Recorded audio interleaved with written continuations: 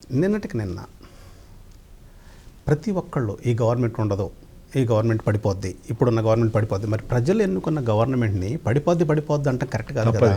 తప్పది. ఇప్పుడు మేమున్నాం అనుకో, మేము 8 సీట్స్ మేమేడ పడగొట్టేద్దాం. పడిపోతే గిడిపోతే వాళ్ళ పొరపాట్లను పడిపోవచ్చు. అసలు భాష ఎందుకు పడిపోద్ది అనే భాష ఆ రకంగా మాట్లాడడం మంచిది కాదని చెప్తున్నాను. పార్టీ ఇంటర్నల్గా ఏదైనా విషయం వచ్చి వాళ్ళు పడగొట్టుంటే మనం కట్టి నిలబెట్టాల్సిన అవసరం లేదు. కాబట్టి వాళ్ళు పడిపోతే మనం ఏం చేయలేం. మొన్నటిదాకా కేటీఆర్ గారు అనేవారు, ఏది రేవంత్ రెడ్డి వెళ్ళి బీజేపీలో చేరిపోతాడు, ప్రతిరోజు ఇదే పాట. తర్వాత నిన్న రీసెంట్గా కేసీఆర్ గారు అదే మాట ఎట్లా బీజేపీలోకి వెళ్ళటం ఏంటి, అదేంటి అంటే అట్లాంటి సంకేతాలు ఏమైనా ఇక్కడి నుంచి అక్కడికి ఉన్నాయా? బ్లూ ఐ బై కాంగ్రెస్కు రేవంత్. ఇప్పుడు ఇంతకుముందు శివకుమార్ ఉండే సౌత్ ఇండియాలో డీకే కర్ణాటక. ఇప్పుడు ఆయన వెనకకి వెళ్ళిపోయాడు, ముందు వచ్చిండు. అంటే ఆయన దగ్గర మనీ పవర్ ఉంది, రేవంత్ రెడ్డి దగ్గర ఏముంది? ఏదున్నా ఉన్నది ఇవ్వడం ముఖ్యం, ఉన్నదా లేదా తీయడం. సొంత డబ్బు ఇస్తుండో బయటికి వెళ్ళి తెస్తున్నది ముఖ్యం. కాబట్టి ఆయన ఈరోజు బ్లూ ఐ బాయ్.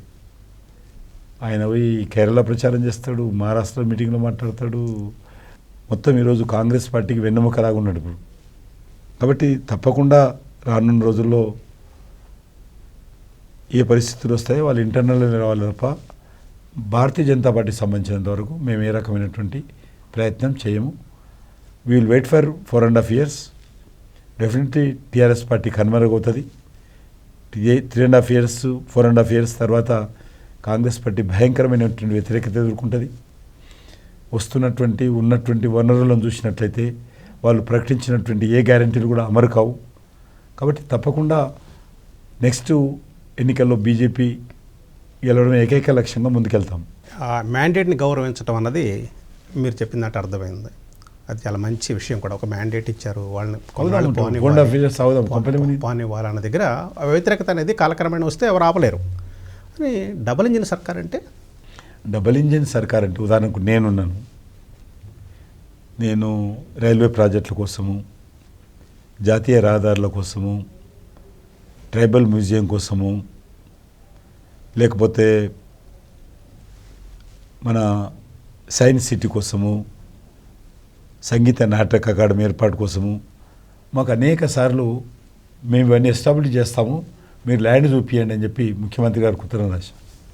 ఆయన దేనికి సహకరించారు? ఇప్పుడు ముఖ్యమంత్రి గత ముఖ్యమంత్రి కొత్త తెచ్చారు. అంతకుముందు రీజనల్ రింగ్ రోడ్డు స్పీడప్ చేయండి అని చెప్పి రాశాను. ఇవన్నీ కూడా డెవలప్మెంటల్ యాక్టివిటీ. కానీ ఈరోజు వరకు కూడా 5 సంవత్సరాలు అయింది నేను మంత్రి అయి. కేసీఆర్ అనే వ్యక్తి నాతోటి ఒక రాజ్భవన్లో ఒక జడ్జి ప్రమాణ స్వీకారంలో మాట్లాడమే తప్ప నేను మంత్రి అయిన తర్వాత ఎన్నిసార్లు ప్రయత్నం చేసి నాతో మాట్లాడలేదు. కాబట్టి ఈ రకంగా ఒక కేంద్ర ప్రభుత్వానికి సంబంధించినటువంటి ఒక ప్రతినిధితో మాట్లాడితే అనేక రకాల సమస్యలు పరిష్కారం అవుతాయి. కానీ అదే బీజేపీ ఉందనుకో, ఈజీగా ఈ సమస్యలు పరిష్కారం చేసుకుని నేను చెప్పినటువంటి అన్ని అంశాలు కూడా ఇప్పటికల్లా పూర్తి అయిపోతుండే.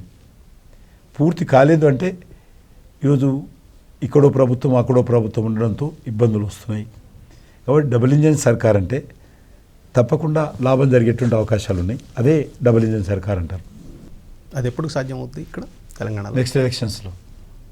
నెక్స్ట్ ఎప్పుడు వస్తే ఎలక్షన్స్? అప్పుడు నెక్స్ట్ ఎలక్షన్ ఒకటేసారి మొత్తం కూడా one nation one election. Kovind గారు మీకు ఆ కమిషన్ రిపోర్ట్ ఇవ్వడం జరిగింది. మీ ప్రామిసెస్లో అదొకటి, వన్ నేషన్ వన్ ఎలక్షన్. అది ఖర్చు తగ్గించడంతో పాటు క్లారిటీ కూడా ఉంటుంది దేశ ప్రజలకి. That's a good move, what ever you say. Next వచ్చేటప్పటికి అదే కేసీఆర్ గారు ఇంకొక ఆరోపణ చేశారు నిన్న. ఏమన్నారంటే కవిత తప్పు చేయాలి లెక్కర్లో, ఇది బిఎల్ సంతోష్ని మేము అరెస్ట్ చేస్తా ఉన్నాం కాబట్టి ప్రతీకార చర్య అన్నారు. దాన్ని ఏమంటారు మీరు? ఎట్లా ప్రతీకార చర్య అంటూ నేను కవితని ఎక్కడన్నా మేము టార్గెట్ చేశామా? కవిత కోసం ఏమైనా దర్యాప్తు ప్రారంభం చేశామా? టీఆర్ఎస్ పార్టీ కోసం ఏమైనా దర్యాప్తు చేశామా? ఇది ఢిల్లీ జరిగినటువంటి పెద్ద కుంభకోణము. నైతిక విలువలకు తిలోదకాలు ఇచ్చిన కుంభకోణం ఇది. ఢిల్లీలో లిక్కర్ కుంభకోణం, బీరు బ్రాండీ వ్యాపారం అది. మరి అక్కడ ఢిల్లీలో జరిగినటువంటి దర్యాప్తులో అక్కడ ఉన్నటువంటి అధికారులు ముందు మాకు సిట్టింగ్ ఐఏఎస్ ఆఫీసర్స్ లిఖితపూర్వకంగా వాళ్ళు పంపించారు, లేకపోతే వాళ్ళు జైలుకి వెళ్తారు. ఇట్లా మా మీద బలవంతం చేసి ఇదంతా చేయించారని చెప్పి వాళ్ళు లిఖితపూర్వకంగా కంప్లైంట్ చేశారు. కేంద్ర ప్రభుత్వం స్పందించి, ఎందుకంటే ఆఫీసర్స్ కాబట్టి దర్యాప్తు చేసింది. అలా తీగంతా లాగుతూ ఉంటే డొంక కదిలింది. ఆ డొంకలో కవిత అనే వ్యక్తి కూడా ఉన్నది.